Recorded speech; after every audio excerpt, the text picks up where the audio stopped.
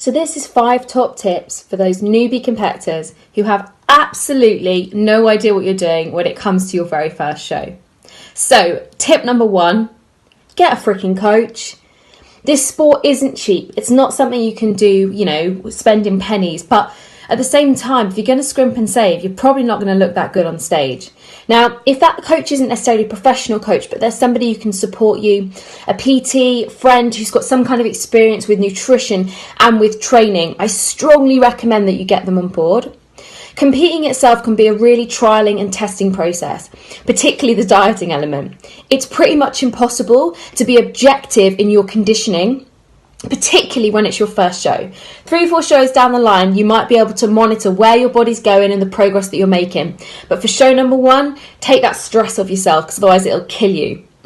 Tip number 2, get really freaking organised. So you need to know when the show day is, you need to know where you're staying, you need to have accommodation booked, book your tan, if you're a female, book your hair and makeup. Get that stuff booked early and take the pressure off. The next thing is to make sure that you've got your posing trunks and your bikini and your shoes, if relevant, ordered super early. Now, a lot of people leave it to the last minute just to see if they're ready. But what kind of mindset is that? What kind of motivation is that to keep you going? Having these things sorted early will mean that you can absolutely focus on your training and your nutrition. Tip number 3 is read and learn.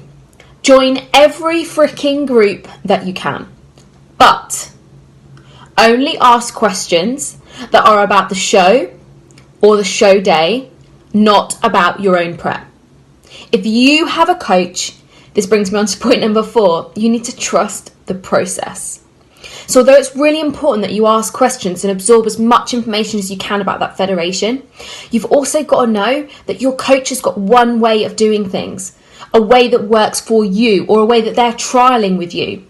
Finding out 17 other routes to get to stage is not going to be useful and only going to be stressful. So trust the process. Know that during that process, you'll have days where you're flat, days where you're watery, days where you don't feel like it, days where you're exhausted, days where you're high energy.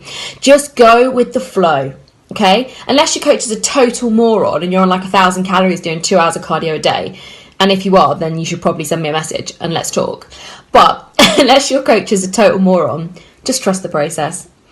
And finally, top tip number 5 is posing. You can never, ever, ever start early enough.